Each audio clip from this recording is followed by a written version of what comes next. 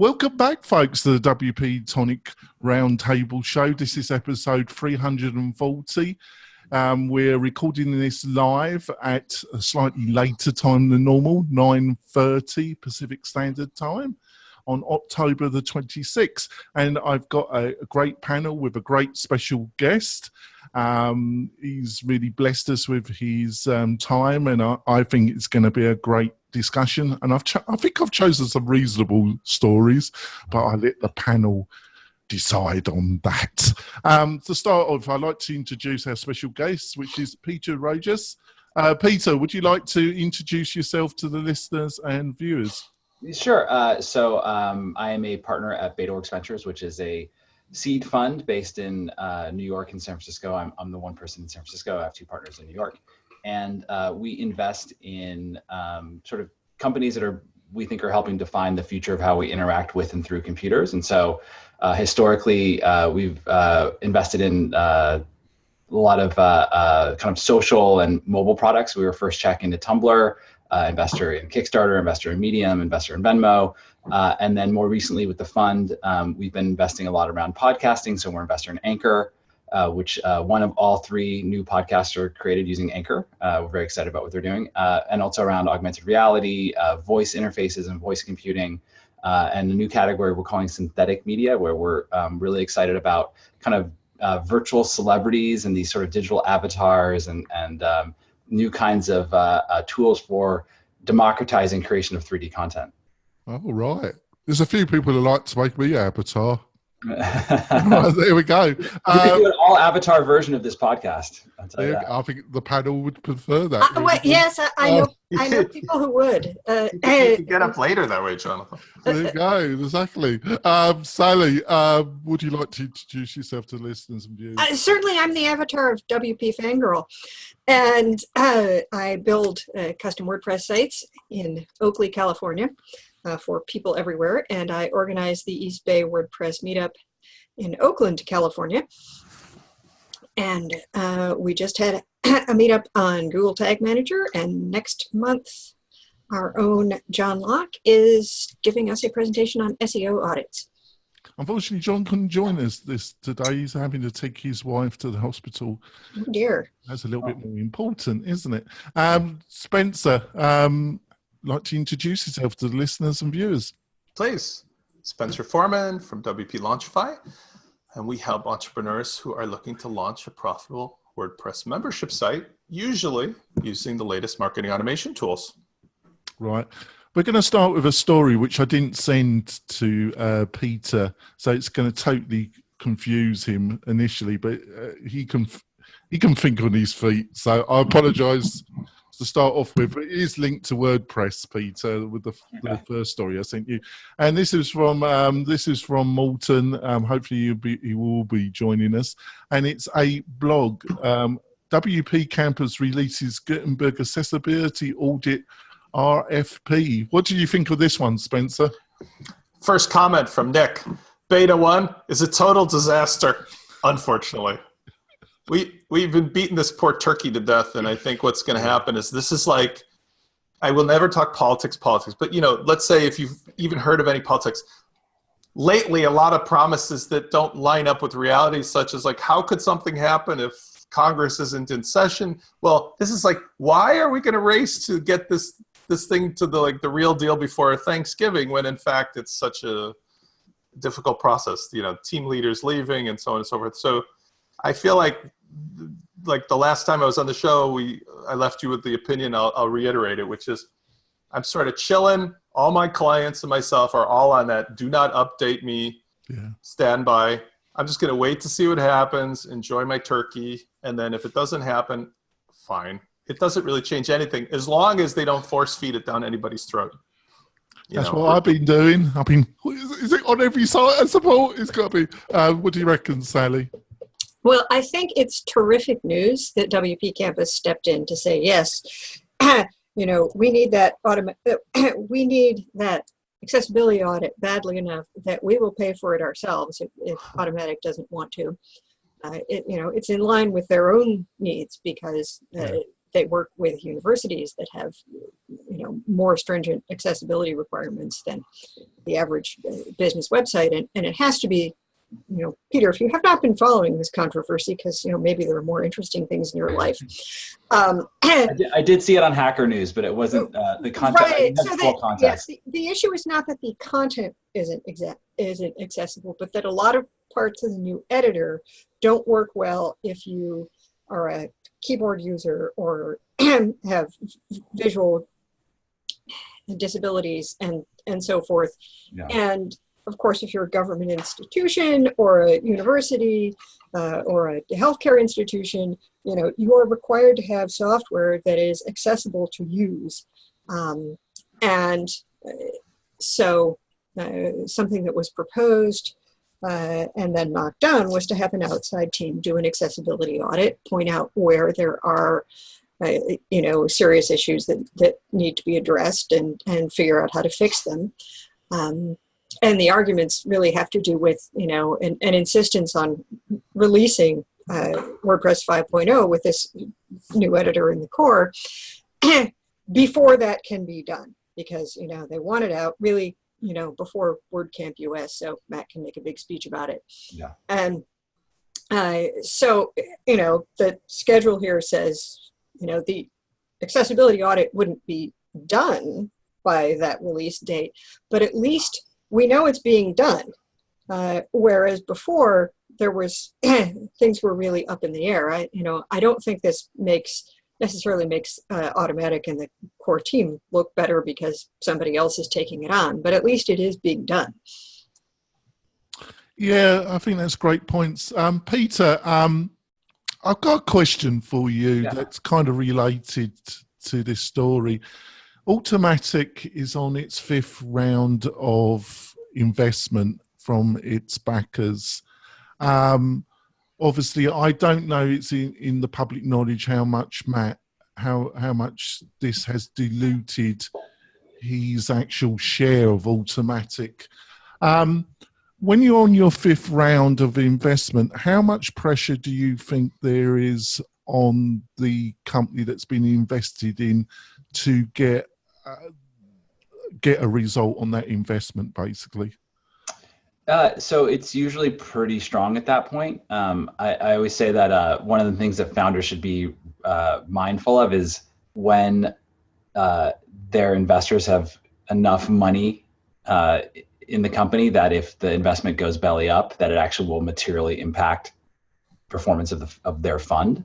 And so, we make investments. If we put a few $100,000 into a company and it doesn't perform, that's not the end of the world. I think, we have a $50 million fund. So if we had something that was really growing and we had put, $3, $4, $5 million into it over the course of several years, and then it went belly up, that would have a very strong impact on our performance of the fund, especially because if we had invested that much, we were expecting that there is already a markup or a multiple on that return, at least on paper, right? So I think there is pressure to have an outcome. I think where things start to get a little tricky is that, that sometimes you do have later investors who will buy out earlier investors, and the later investors will have a different expectation around outcome than the early investors. Like sometimes you'll have for companies like this, private equity investors who will come in and buy out the earlier venture investors. And private equity investors aren't necessarily looking for, a venture scale return. They might be looking for a cash flow related to the investment, or frankly, that maybe in 2 years, this company goes IPO and they can maybe double their money, or somebody else, another private equity fund comes in and will buy them out. So I think that the calculus gets slightly different. I think one of the other things around later stage investors, and 5 rounds of investment is, it's meaning that it's a pretty later stage business now. Oftentimes the last investors into a company will have a set of preferences that puts them ahead of everybody else in terms of, so let's say that hypothetically speaking, I had a company that had raised, say $90 million at $1 billion, valuation or something like that. And I came in and I put in another, 100 million or something like that, 110 million. So it make it worth 1.5 billion. I might have a liquidation preference on, this is a little long-winded, sorry, but I might have a liquidation preference on that 110 million that said, okay, if the company gets bought, I get at least my money back before anybody else gets their money back. Or maybe I get double my money back before anybody gets their money back. So as long as the company's worth at least the value of the cash that you put into it, it's not a bad investment in a weird way. It's the early investors that end up getting screwed in those sorts of scenarios. Yeah. So the financial stuff gets just trickier at this scale. Yes, and I'm only going by what's publicly reported. I think about 36 million was the last investment that was publicly stated in Automatic. Well, isn't a lot of the investment coming from Matt in Audrey Capital and some of his other stuff? It's on Crunchbase right here. I don't actually know that, Sally. It just depends if that's a fact. He's invested in his own, but they say that wasn't the case. He wasn't invested in it from his own venture fund. He was getting it, that 36 million from outside resources. What kind of outcome would people be really looking for with that kind of investment, Peter? Well, I would say that 310. It's like 315 million bucks invested. The last round was looks like it was there was 117 million at a 1 point. Well, that was a few years ago, though. Yeah. I think that the expectation is going to be either a big acquisition or an IPO. And like I said, I think at this stage, given how many years it's been since that last big round, it may be that the next round of financing will be one where it's private equity ends up, taking a big piece of buying out the early investors. I mean, that's certainly, from my understanding, what happened with the last round for WP Engine, which was a lot of the early investors were and common shareholders were bought out. So what you're saying is it can be quite complicated. It's not as clear cut at this stage. And so there's certainly pressure to get a return, but there are ways, like I said, for the earlier investors to cash out that can take some of that pressure off. Right. I wanted to ask, because you're expert on this, and I just wanted to use your knowledge, because I've put a synopsis which doesn't, I have no inside information, that because of the maturity of the business, that it runs almost above 30% of the internet.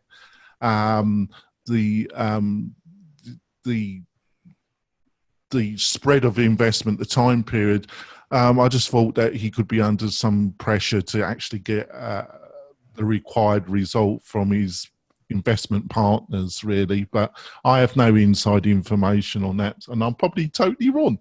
So let's go on. And I should say, True Ventures, my last company shares shared investors with Automatic. So I know a lot of the investors that early on. Rightio.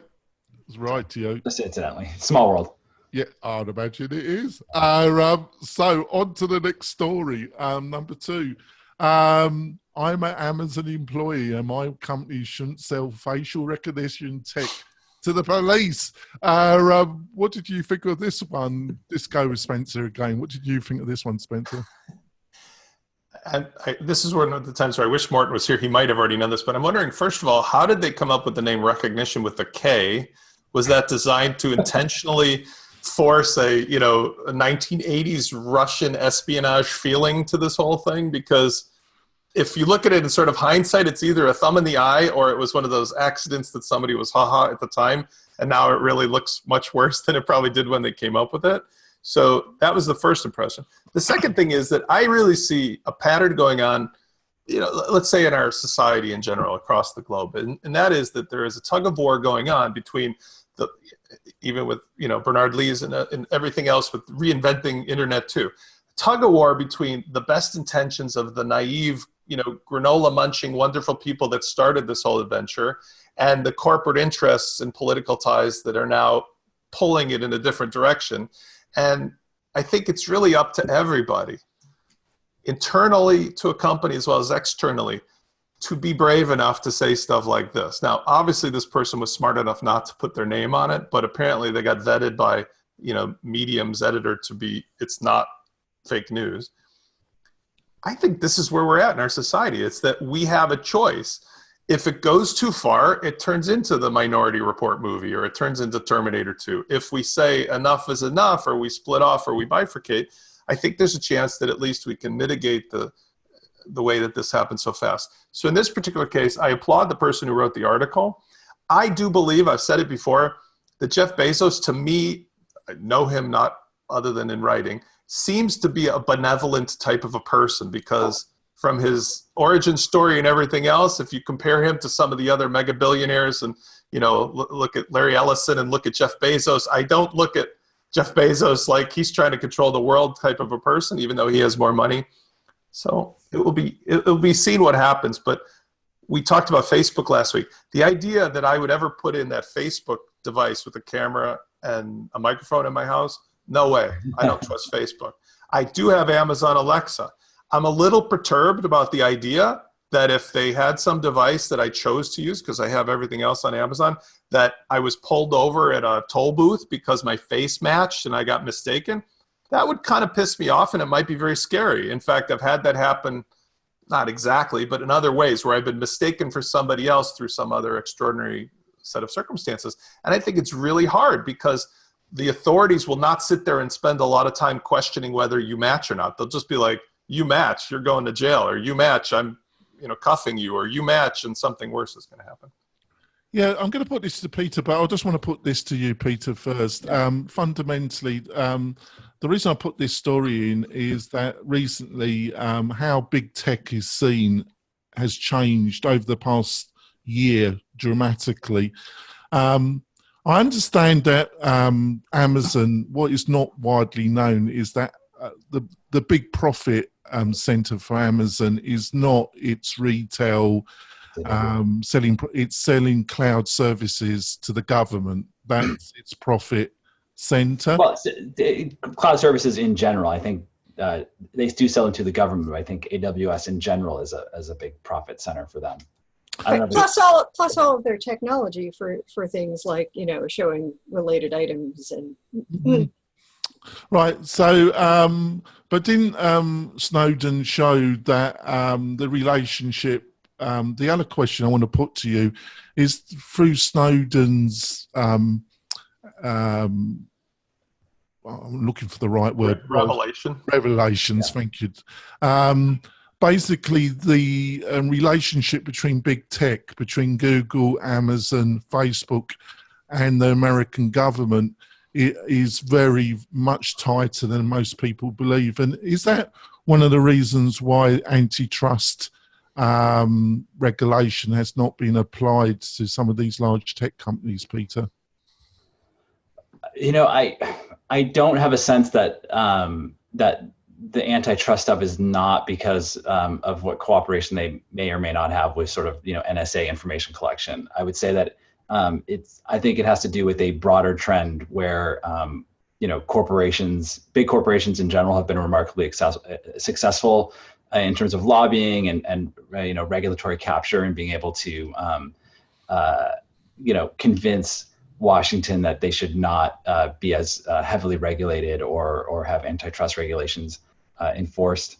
My feeling about this, just having someone who follows the space very closely and looks at a lot of kind of applied computer vision companies, and has I think a pretty good understanding of the technology and where it's going at this point, is that I don't think we should rely on companies or employees at big companies to do the right thing, so to speak here. I think that if we care about privacy on a society-wide level, then we should have this should be something that is regulated at the federal level. And I think that is really the best way to do this, because if Amazon doesn't do this, frankly, somebody else will. And I don't think that, I think companies are in the business of making money. And I think that governments are in the business of, fostering the public good. And if our privacy collectively is a public good, which I believe it is, then that should be kind of, protected through, regulation. Now, I know that it's a little kind of Pollyannish right now to expect the federal government to be, forward thinking or even, good, protectors of the public interest right now. But I do feel that, that long term, that is the best way for us to do this, is for the, we do need to, it's like in Europe with the EU, they instituted GDPR. In California, they've passed laws around protecting digital privacy. And I think that, if we don't want there to be a federal database of everyone's, facial characteristics in it, then we should have a regulation for that. Because a private company, Facebook already has that information, right? They just choose not to license it to anybody, but they could. There isn't really anything stopping them. And I'm sure they would if the price was right. It's certainly possible. I think that right now the reason they don't do it is because the last thing they need is another privacy, scandal. But I quit Facebook 8.5 years ago, in part because. Oh yay! Another not Facebook user. Yeah, I quit a long time ago, and I was incredibly. I never started with the privacy. I wish I had never started. I was incredibly uncomfortable with the way that they treated data and whether things being public versus private, and ultimately. Kind of circle back to my my main point is I think that we as have to think of ourselves as not just consumers but as citizens, and have to demand again forward thinking regulation around this and a lot of other things frankly related to technology and the impact that's going to have on our lives. Like I said, businesses are in the business of they're there to make money, and that's the way it should work, but we should not be afraid to put constraints on their ability and create a single playing field for everybody. That's great. Sally, as a studier of history like myself, isn't it quite disturbing that obviously history doesn't repeat itself, but echoes do have similarity? And the way big business was linked to Italian fascism and to German Nazism, with the corporate linkage to both, isn't it quite clear we're going down a similar road in 2018? I don't know if I want to touch that particularly. I mean, are there echoes of yes, there certainly are. How much big business might be to blame for that is something else. I mean, I think that... Or big tech, I should have said, really. Peter has made a good point that, if we don't want law enforcement misusing technologies like these, then we do need, to pass laws that restrict the way that they can use. That was Facebook, actually. No, that we can, that law enforcement and other people can use them. Because, yes, if Amazon doesn't choose to build it, somebody else will. And I did think it was hilarious that I saw an ad for Amazon AI on the story as I was reading it. But, what worries me more than having law enforcement use a technology like this is the fact that, we've seen there are some really serious issues with facial recognition and how bad it is, particularly at correctly identifying people of color. And I don't want, I don't want them using technology that doesn't work, that's going to lead, that's going to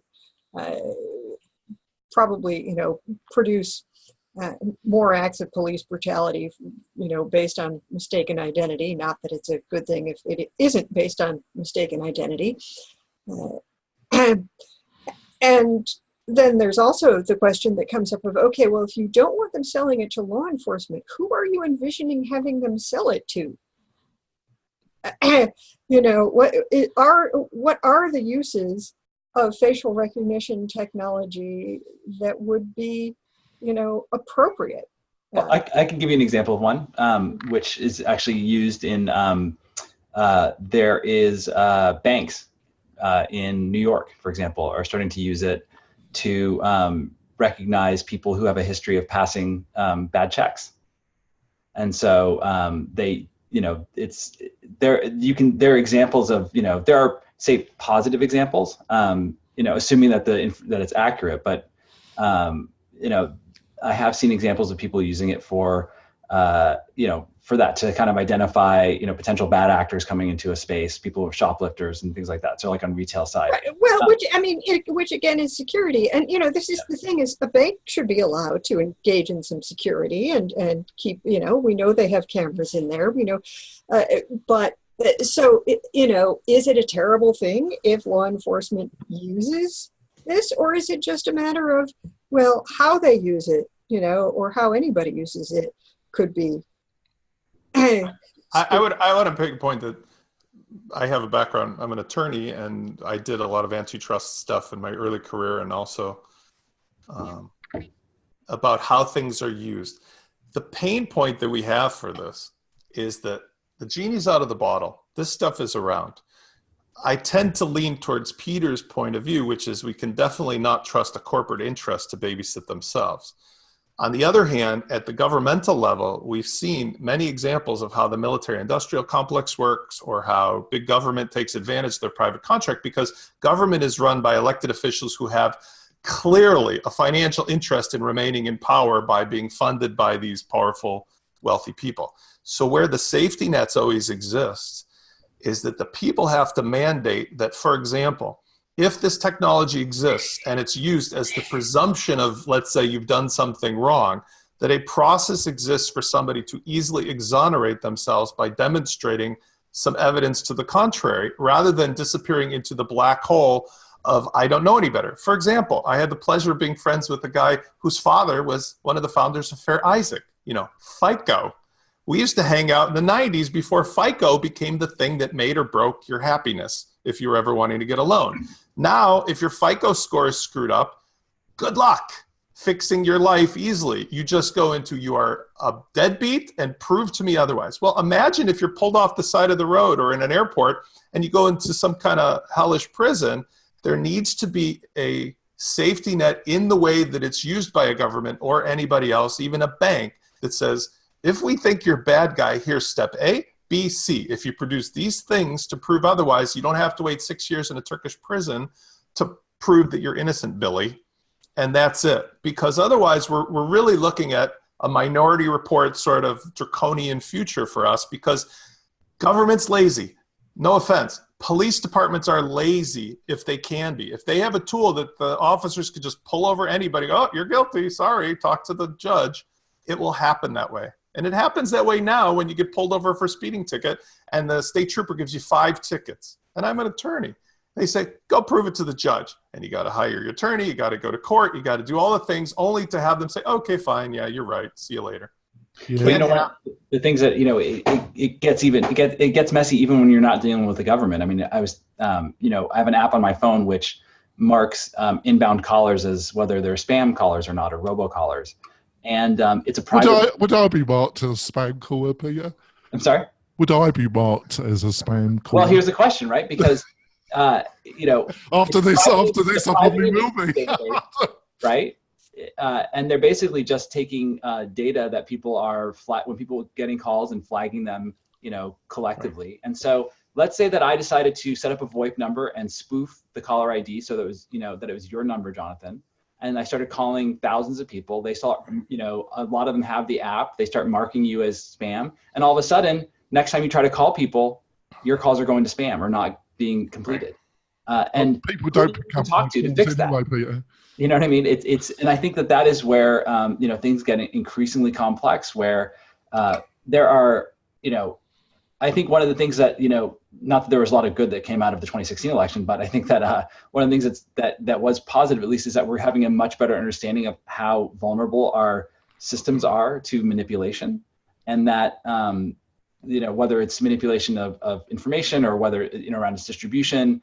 But I think that we have a lot of these hidden systems like this spam call database, which of course there are multiple ones, but who do you even appeal to? Who do you even get in contact with? And when the AI takes in, because I saw how, Google's new technology allows, let's say, an AI to call an AI. If there are databases that have this, what a perfect black hat technique to screw up all your competitors. Just turn your AI robots out to pretend that they're your competitor. And now we've got this, robot wars of who's a bad actor. People have done that to, screw up Google rankings, right? Like they started posting spam, with links to their competitors to get them flagged in Google. This is, by the way, Peter, where your virtual reality actors is. Imagine when you're simulating with the face of Jonathan, him doing a hit and run on a sidewalk. You got the video, you post it up. You got the deep fakes, right? He's in the database. They go pick him up at the airport. Next time he's going off to Europe, we never see him again. And then John takes over the show for Jonathan. Yeah. You know, is that your preferred outcome, isn't it, Spencer? Isn't it? Let's face it. Be nice. We've got it in for you. I didn't know there was such a power struggle over being host of this show. We just like to wind Jonathan up because it's so easy, Peter. It's so easy, Peter, to wind me up. I think we're going to go for our break and give Peter a minute to recover while he came on this bloody thing. Right, we'll be back in a few moments, folks. We're coming back. I need to mention one of my great sponsors. I forgot to do it before we went for our break, folks, but I'm keeping you on your toes anyway, folks, so you don't just move. Right, so one of our great sponsors is Kingster Hosting. And what is Kingster? Kingster is WordPress hosting on steroids. They only host WordPress websites. They host the WP-Tonic website. They're big enough to have all the technology you're looking for, but small enough to still care. And basically, they offer staging sites, one-click backup, great support, amazing support. And they're just terrific. And if that's really interesting to you, go to the WP-Tonic site. There are some affiliate banners on there. You will be helping the show as well if you use those. And I can't praise them high enough. Go and find out more about Kingster Hosting. So on to the next story. Oh, God. On to one of Peter's favourites. Why we abandoned Facebook video longer than 2 minutes. And obviously the crew from Social Media Examiner, top people, and I was a bit shocked, and I'm thinking about my own strategy. I'm going to start with Spencer, Graham. I'm picking on Spencer, but I just came. What did you? I thought it seems like a kind of small story, but actually, I think it's really interesting. Actually, I think this is a relative story to most people who are doing stuff to promote themselves. First of all, love Michael Stelzner. I love how he's hanging loose. He calls it. He's a straight talker, isn't he? Well, it's just like I love he's hanging out in his t-shirt and he's just like talking to you like a real person. But the takeaway from this is really simple, and I've experienced this myself. Right tool, right job. Right tool, right audience. Right message for the right person. Facebook, again, I'm in Peter's camp, and I'm kind of like I only use it for business, and even then begrudgingly. And I have a community of some pilots that I use, but otherwise, understand people's attention span on there is like a blink of an eye. And he's just come up and said, guess what? I love the metaphor. I use it all the time. You got a billboard on the highway. People are not screeching to a halt to stop and read, the fine print on your billboard. So don't put a YouTube type of long form video on Facebook, because people are on the toilet or in the subway or on the way to clean up their babies, vomiting all over the house like parents like us have done. They're just doing it to entertain themselves in between something else. YouTube has lots of things available. And in fact, ironically, one of the best ones is old school. YouTube allows you in search results to put ad results up at the top. Those are regular YouTube promoted ads. Those are very effective for educational purposes without being interruptive inside of somebody else's video.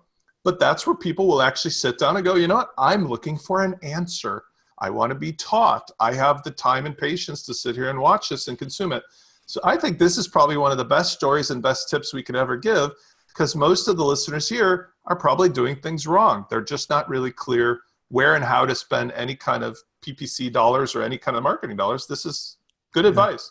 I think there's two other parts to this, Spencer. There's the part that I'll probably be changing my own strategy, because I've just pushed this to Facebook. Probably in future episodes I won't be. I'll be pushing it to YouTube live. The other thing is that there's even a more serious part to this story, is that it seems that Facebook has been giving incorrect data to some of its major advertisers, and they're being sued by some of their most major advertisers for defraudment. Basically, they are charging Facebook that they gave them artificially inflated video viewing figures for over 18 months. What do you think about that, Spencer? Well, what you remind me of is one of the notes in the comments David Kilkelly brings up about, what about Facebook Watch, blah, blah, blah. And somebody rightfully points out, Michael actually responds back, he says, nobody's going to pay to be on Facebook Watch. So if they're using, let's say, statistical data that says how many views you're going to get by doing, Facebook video versus something else, and they include data from a locked platform that you have to be a subscriber to, that would be exemplary of what you're talking about, is that who really is the auditor of these facts? It's not like they have an independent, clearinghouse that's going to come in and audit their books. I think that the statistics are inside of your Google Analytics data. They're inside of your own other metrics that show, I've seen this myself. If I put some kind of 20-minute video to teach somebody anything, if I put it on YouTube, I see similar results. I get, that kind of slowly bleeds off and then the end drops off. If it's on Facebook, they're gone, like in 50 seconds, like one of those car movies. So that's it. You don't have to know how many people are watching if everybody's leaving quick. It sounds like my dates. They just go. I know. It's like a coffee date versus something else. There you go. Sally, what did you think of this? Yeah, it doesn't surprise me that Facebook video, although, everybody was rushing to Facebook video, and video does play a part on Facebook. But yeah, if watch is something that only a few people are being selected for, then, you're not necessarily likely to get your stuff on there. And if you've got something going in the feed, now, it's going to depend. There may be a time when, if you've got a group that's a very active group and you're showing a video in that, and maybe it's live and people are interacting with you, that's going to be different. And it's going to depend very specifically on who you are and who your audience is. But I think trying to get a video that's, basically any longer than an animated GIF is to get any retention when it's, whipping past somebody in their feed seems sort of unlikely. All right. Peter, how much bad news can a company, to even a very, very, very, very profitable company, how much bloody bad news can it take before it will affect the profitability and future of that company? Well, I mean, this is one where unless the average person stops using Facebook or significantly cuts back the amount of time they use it, people will put up with a lot, frankly. And I think that I think we've seen historically that there can be inflection points where all of a sudden people will kind of turn against a company or dump it very quickly. But Facebook is so deeply embedded with in the lives of so many people that it is really hard to get rid of. It has now become the operating system for a great number of people's social lives and the way that they manage and keep track of their relationships with their friends and family. One of the things that I wish I could credit to the person who first said it, but somebody called Facebook a machine for doing emotional labor. So instead of having to, or something like, it's a paraphrase, but instead of actually having to put the work of into relationships with your friends and family, you sort of use Facebook as a convenient substitute, or maybe not substitute the right word, but a way to, offload a lot of that heavy lifting for you. And so I think that, people don't necessarily want to give that up. And I think also for a lot of people, it is entertaining. And I think one of the reasons why we use Facebook and Instagram and Twitter so much is that people are bored, and it gives you a way to not be bored for a couple minutes. Maybe you're not watching a video for those couple minutes, but you're cruising through your feed. But it's hard for people to give up those kinds of habitual, things. And so, it's like smoking. How hard is it for people to? It took decades. People knew for decades that smoking was bad for you, and it's. I'm amazed when I see anyone smoking in San Francisco. because it's like what more What do you is it need? that you're amazed you see them smoking in San Francisco? Pardon? Oh, we're smoking cigarettes. Sorry, cigarettes. Because there's plenty of people smoking in San Francisco. Yeah, I meant I was smoking cigarettes. Yeah, right. I love that. That was a good point. Yeah, I think we do need to be careful, Jonathan, about the difference between public sentiment and customer satisfaction. I was listening to a show yesterday that said, a company had done extensive studies of 4,000 of their actual customers in terms of their satisfaction on a bunch of different points and how they feel about the company and so on, and compared them to the sentiment analysis of how people were talking about them on social media, and the two had almost nothing in common. And that as a company you need to be aware that people may be kicking up a fuss and a scandal on social over some particular thing, whether that's your new logo design or your, choice of spokesperson for a commercial, but that may or may not have anything at all to do with, what your earnings are. I mean, look, United's earnings went up. I mean, not like immediately, but they went up the quarter after that business of getting the guy beat up and dragged off the plane. You're making a fantastic point there. It's a bit like I will never bank with Wells Fargo ever, but I'm perplexed at why people still bank with those cockroaches. But there we go. Sorry, Peter, you probably got investments in Wells Fargo. No, I left Wells Fargo a long time ago. All right, there you go. Yeah, I left them because they were a terrible bank. They were terrible. Long before this. God almighty. But I think that part of it is one reason why people will dump a company is when there is a social cost to continuing to be the customer, and I don't think there is a social cost to being a Facebook user. I don't think anybody. I mean, as bad as Facebook is, right? Nobody's going to refuse to date you because you. Yeah, exactly. And I think that nobody it doesn't carry that baggage. Whereas I think that there are definitely businesses now where, have become sort of toxic for one side politically or another. I mean, like the Nike stuff, right? Like if you wear Nikes and your family is full of Trump supporting Republicans, and you go to Thanksgiving wearing them, like you may rethink that decision, right? Yeah, you might, but their earnings are doing just fine too. So yeah, no, I'm saying I don't. But I'm just giving an example of how people abandon companies when there is and I actually do see a little bit of social pressure within my circle of sort of investors and founders and things like that to not use Facebook. It's certainly. But there's just to finish it off, Peter. Just to finish off this before we go on to our next and probably last story is Facebook? To be fair, has Facebook been just a little bit unlucky because or is it a consequence of basically bad decisions from the higher management and also a total focus on making as much money as possible, or is it a mixture of all three? I think the fundamental premise of the entire business is flawed. Is that bad, you reckon? Do you? Yeah, I don't think I don't think that it's I don't think it's reconcilable at this point. Like I think that the entire company is oriented around a certain type of product, and I think that it's not something that they're very easily like it is the core of what they do, and I don't think that these are things that they I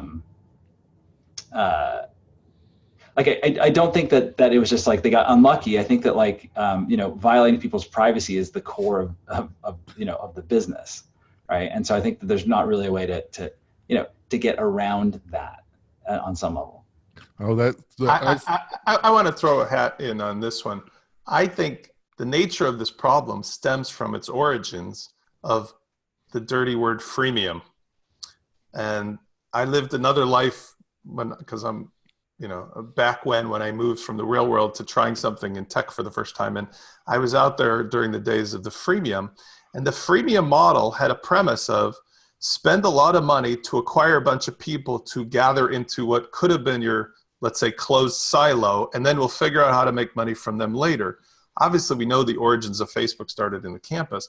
But when you get people in that situation, it's not like the real world where if I open up a hot dog stand, I have to sell a hot dog that people will pay me for from day one, or else the stand will close before it grows into this thing. If you have enough money to give free hot dogs out for 20 years, you realize, like, shit, we have to support feeding all these billion people by doing something. What are we going to do? Everybody, let me see your driver's license for a second. I got a photocopier back here. I know some people that need some driver's licenses. That's the problem. The problem is the investors got so far, so deep in growing this thing based upon a freemium model that it was only later that it occurred to everybody, well, we really have to double down. Google's problem was a little different because Google started with the discovery very early on of how much money they were making from search results, but even that evolved from their original motto. And we've had these conversations every week here about instead of do no evil, it's now do some good instead of just doing all evil. Like, it's going to be now, instead of Google, it's going to be in Chinese or something on the top, because they've lost their way from what it started to be, which was a very egalitarian kind of communal granola, Northern California feeling of like, hey, cool, hang out with my friends and whatever. Now we've reached the point where I go back to my original point, not to say it's Orwellian, but we have a choice. I think the needle has swung. We've seen what it could be like if the corporations get in control, and many people are saying, it's not so cool. Let's start doing grassroots stuff again and living in little, outplacements of people who are protesting against the way things are. Well, I would disagree to the point that I don't think Facebook started out with a freemium model, because the idea of a freemium model is that you have a free product and you have a paid product to upgrade to, and you are moving people on that path. The problem is Facebook started without a business model at all. That is, I would argue, the nature of freemium. We've got all these people here. There has to be a way to make money from them. Yes, but my point is that they had the investors' money, and their only purpose in the early days was not a clear-cut, how do I make money to survive, which is the necessity of any entrepreneur or business in the real world, the physical world. You can't simply, unless you have a rich uncle, just stay open selling hot dogs or cookies for free. You have to sell them to make profit. And when you had that Silicon Valley mindset of the early 2000s, where it was, hey, just spend enough money to get enough people, we'll figure out what to do with these people. That's where I think the origin story of this trouble arises, because now the investors we were talking about earlier in the show, now this, hey, I gave you $100 million and hey, you promised me something would happen. And like, what are you going to do? And the founder is like scratching his head. I don't know. Let's take some pictures of these people and sell them or something. Yeah. But to be fair, I mean, ad-supported media has a very long history in this, in this country. And so I don't think it was necessarily bound to, end up in the place that it ended up. But you did all right out of it, didn't you, Peter? I did okay with an ad-based business, free business, a few times. I think that what becomes challenging is that as these businesses become so big and scale, there ends up being this sort of winner takes all effect around each category. And so I think 15 years ago, the idea that I think most people thought there will be lots of different social networks, right? And Facebook will be sort of one of many, and there will be this sort of competitive effect, and these will kind of help keep things in check. It ends up that the internet has this effect of usually there being one really big winner, and then maybe like a much smaller second player, and then kind of nobody else. Mm-hmm. And I think we see this around search, we see this around social. We see this kind of over and over, in various categories. And I think that is. When we talk about kind of these monopolistic effects, it becomes much harder to keep issues around privacy and data security and things like that in check. The one thing I will say is that, Google and Facebook having really high quality data around its users has enabled a lot of small and medium-sized businesses to grow and develop over the past 10 years. I mean, you were able to, get to the right people in a very cost-effective way. In a manner that was entirely impossible, 15 or 20 years ago. And so, I don't want to sit here and say, well, everything has been bad for everybody. I think that if you are, again, a small business who through, really highly targeted, affordable, Instagram ads has been able to build a comfortable business selling your artisanal candles or something like that, it hasn't been all negative for you. And I think that, balancing that out is it's tricky, but again, this is why I think that it ends up having to happen at the regulatory side, so that we kind of balance the interests of, you know, business and citizens. Well, let's just wrap up with one more story and then we call it a day.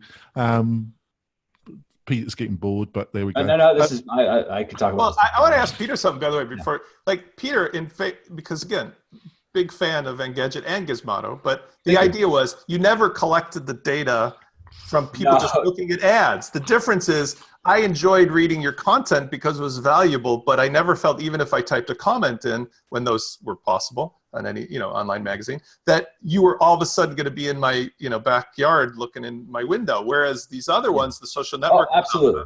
And I'll tell you what broke. I've actually written about this. What happened was that 15 years ago, when I started Gizmodo in 2002, I started Engadget in 2004. At the time, the way that you targeted advertising was to buy ads on a property that was an endemic, you know, had content endemic to the category. So if you were a consumer electronic, if you were Sony, you wanted to be on you know, gadget blogs and CNET and Wired and things like that. Right. The same way, you know, 10, 15 years before that, you would have been advertising in PC Magazine. And yeah. So what happens at programmatic advertising platforms, they severed or uncoupled the relationship between the publisher and the advertiser. So all of a sudden, because I was able to track users across the web, why should I pay a big premium? I mean, and in Engadget, we charged, you know, a premium CPM, right? As you'd expect, because we consider ourselves to be premium content. And so, you know, why pay the $20 CPM or $10 CPM to be on Engadget when you can pay a 75-cent CPM to, you know, hit that same reader or user on the next site that they go to, which might be, you know, some, you know, bottom of the barrel, you know, forum site or something like that, or a clickbait site. And I think that ends up, once you rupture the and then once you layer in Facebook and Twitter as the distribution for content, the way that people are discovering content rather than just going directly to websites, you have this almost complete uncoupling of the relationship between the reader and the publisher and the advertiser and the publisher. And so those two things combined, as you know, I think meant that the only way for publishers to stay competitive was to use these highly targeted, you know, platforms that were on offer, which, you know, the alternative was to basically go out of business, I think, for most. I mean, marketing automation is to my mind's eye, the future, but even when you do it on the website-based thing, there is this sort of nefarious question to ask oneself, which is, to what extent do we want to make people like look into the mirror and say, we are going to deliver you a personalized experience and journey through your website if you agree that we're going to know so much about you and keep track of it. And it's really one of those things that I don't have the good answer, because the definitive results are in that it works, but in a sort of like borderline creepy way that, you know, ad roll is one thing, but when you go on somebody's website and they already know exactly what to show you and it's different than your friend gets, you realize like, hey, everybody knows everything about me. So I think it is ultimately a question, not so much that the tech is here, it's here and it does change businesses, but it's that, okay, to what extent can we not make people insane with every website has the same notice that says, do you agree to a cookie? Do you agree to be marketing automation? Because that's as silly as red and white safety. Yeah, it doesn't solve the problem. But just to like make a global thing that says we're all going to behave in a certain way, given that we know that this tech is here, and that to a certain extent, if you get caught on the wrong end of it, again, who knows? Safety net exists, right? You don't have to worry about being like floating on the ocean by yourself. And yeah. Right, on to our final story, which is Superhuman, Your Inbox Rebuilt.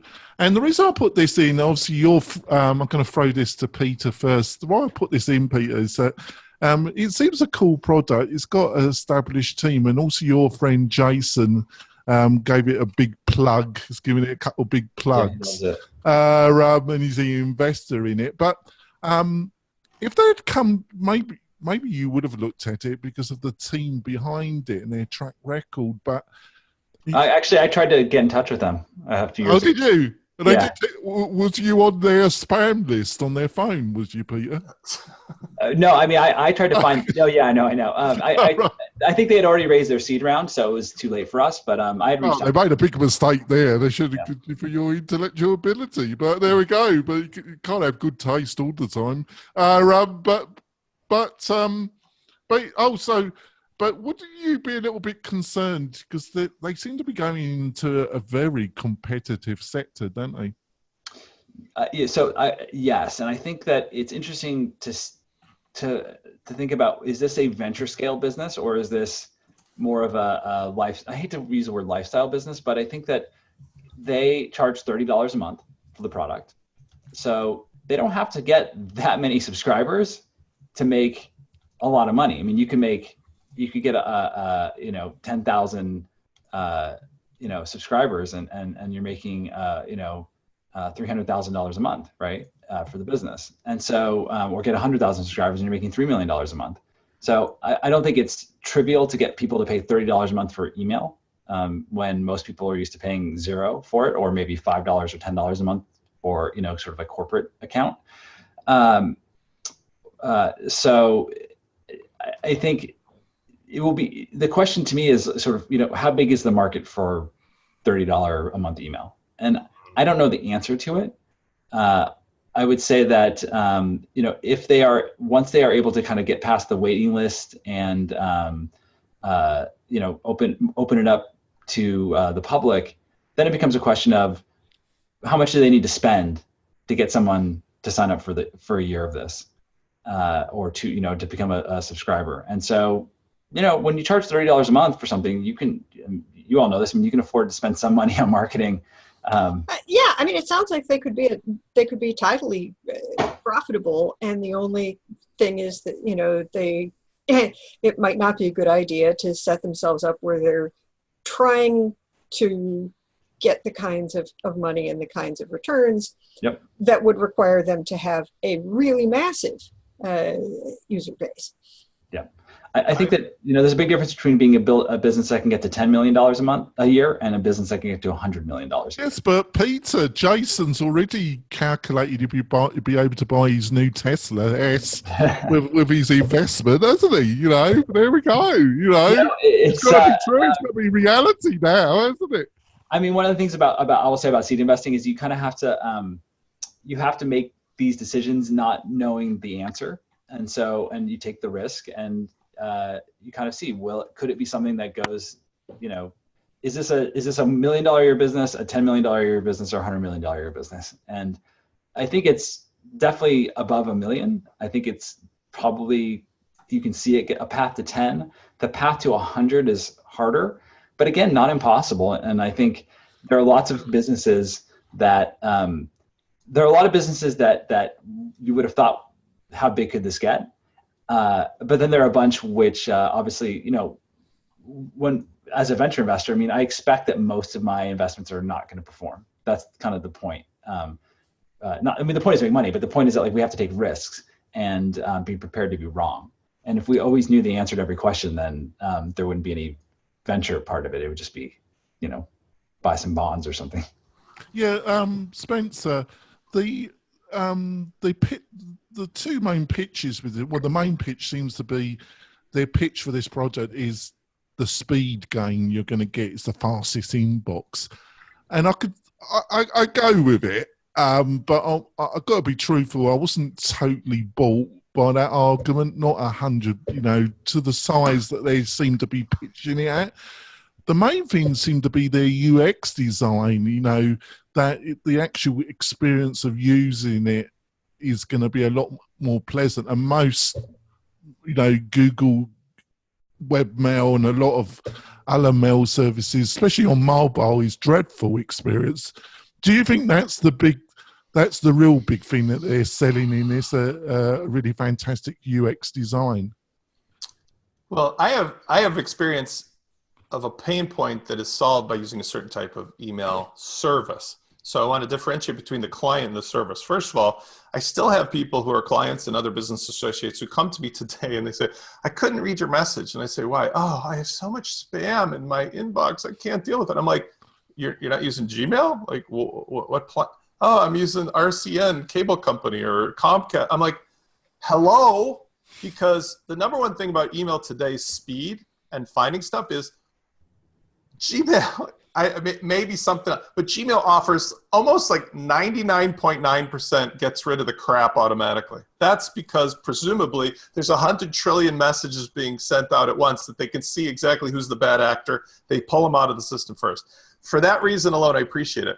Once that email gets to my box, I'm currently a user of Inbox. We talked 3 shows ago about how I'm disappointed that Google is killing that baby with the bathwater and now forcing me into something else because it really works pretty well. But ultimately, I've tried a variety of clients. I don't think on a personal level, I'm using a 2015 MacBook Pro. I use my iPhone 8 Plus. I don't think I need any more speed to search for stuff. And I search for stuff quite frequently. I would argue that we've reached the technological point where user interface being good, of course, but there's dozens of clients for that. Speed, I don't really know if that'd be worth $30 a month. That might be worth $3 a month. It's even worse, actually. I was going to put this to people. Pretty fast. It was a little bit snobby, wasn't it? Their present, the bit when it got you need a MacBook Pro to run it. That if you actually watch the video, Spencer, there's only a certain level of But you understand, like, so if it's an elite thing, then go all the way. Go black card. Go like you must be vetted by Jason Calcanis personally, be invited in to use this. We pay $10,000 a year, you get a black card. Because otherwise, at a consumer level, the only reason that people I've seen pay money are things, for example, DuckDuckGo, Gabriel Weinberg seems to have broken a model with the search engine against all odds. There are other clients that I've seen where there's unique browsers that do various things, but those are very small circles of people. I think it's an uninteresting space on a global scale because most people say, how much faster do I really need? Even if you're a business reason. Just to finish off, Peter, we've been a bit nasty to him, but you still wanted to be an investor, even though we've I wanted to talk with them. I didn't, Oh, you just wanted to chat. Yeah. Yeah. So do you think Jason's going to be a little bit upset that it's not going to be? It sounds like it might not be a unicorn, really. I would say it's just too early to say right now. Like I said, it's. I think the real question is when they open it up. What is that? What does the growth look like once they've taken it out of beta, so to speak, and are allowing everyone to sign up for it and are starting to spend money to acquire customers? And, I was going to do my impression of Jason, but I'm not going to do it. Actually, I'm not going to. I would be interested to know whether or not they wouldn't just open it up and, for example, allow people on to use it and see who's voting with their wallet. In other words, instead of it being something that stays exclusive, if it's so dramatically life-changing, even at $30 a month, then the product should prove itself by way of how many people subscribe. I think that's definitely. Yeah, I mean, it's. Well, if it's better for corporate email and for people who are investing in exchange right now or something like that, then I don't think the money part is likely to be the issue. People will pay for it if they find value in it. It's just who values what it offers enough to pay. Yeah, and I mean, right now there is a learning curve. There's a lot of command to get the full kind of benefits of the speed. There's a lot of kind of commands and shortcuts and things like that you have to figure out and get the muscle memory. They actually do a call with you, like a Zoom, actually on Zoom. Yeah, that's what I do. I had one. Mine was yesterday afternoon, where they onboard you and they walk you through, and you do a screen share of your client, so they can sort of show you all the different stuff. And even he's like asked me like how to use your email, what's your workflow like, and he's like, okay, like so you should set it up like this to kind of get the most out of the way that you do things. That obviously doesn't scale, but I think right now they're looking at it as let's create the best experience possible we can. Let's understand, how people are using it right now and what they like, what they don't like. They're very open to feedback. And so I had a bunch of things right off the bat. I was like, oh, I wish it did, X, Y, and Z. And he's like, cool, send us that. Like, we actually really, this is what we need to hear, because there's little things like around your workflow that we hadn't maybe encountered before, other people would care about. And so this is, a typical startup process, which is figure this stuff out. And if it really works, then you kind of double down and raise more money and try to grow it. And if not, then you keep it at a different scale. So they haven't raised a lot of money. They haven't raised, automatic level of money. So I think that it doesn't need to be a multi-billion-dollar business to provide a return to the investors right now to be, a success. I will say if they decide that they want to raise more money and try to grow it, then and go and raise $5 to $10 million, then yeah, the expectations will start to shift. And you know, I think I always counsel founders is be really careful before you get on the venture train, because you know, the last stop in the destination may not be one that you intended to go to.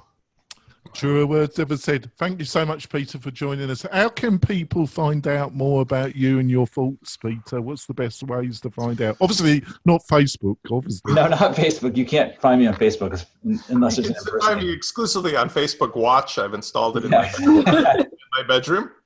So I look forward to, you know, tips are appreciated. But otherwise, at I'm at Twitter, PETERROJAS. My personal website is roj.as. And then I actually have started doing this thing where I do kind of open office hours over Telegram. And so I'm going to do another one of those real soon. So if anybody's interested in chatting or bouncing ideas off me, or if you're working on something and you know, want to think it might be something we're interested in, BetaWorks is interested in, I'm happy to have that conversation. And I've got to say, Peter is one of the more nice, genuine VCs around. And he means what he said. Obviously, be precious of his time. As long as you're sane and you thought something out, he's always prepared to have a chat with you. Sally, how can people find out more about you and what you're up to, Sally? You can find me at WPFangirl.com. I am at Sally Getch on Twitter. And if you can spell my name, you will find me. I am unique in Google. And Spencer, how can people find out more about you and what you are up to? Help at WPLaunchify.com or just at the same domain, WPLaunchify.com. And we'll be back next week, probably not on Facebook, but probably it's going to be on YouTube, actually, folks, but I'll keep you updated. But we'll be back next week with another great panel where we'll be talking about WordPress and the web in general. We'll be back next week, folks. Bye. Bye. Bye. Thank you.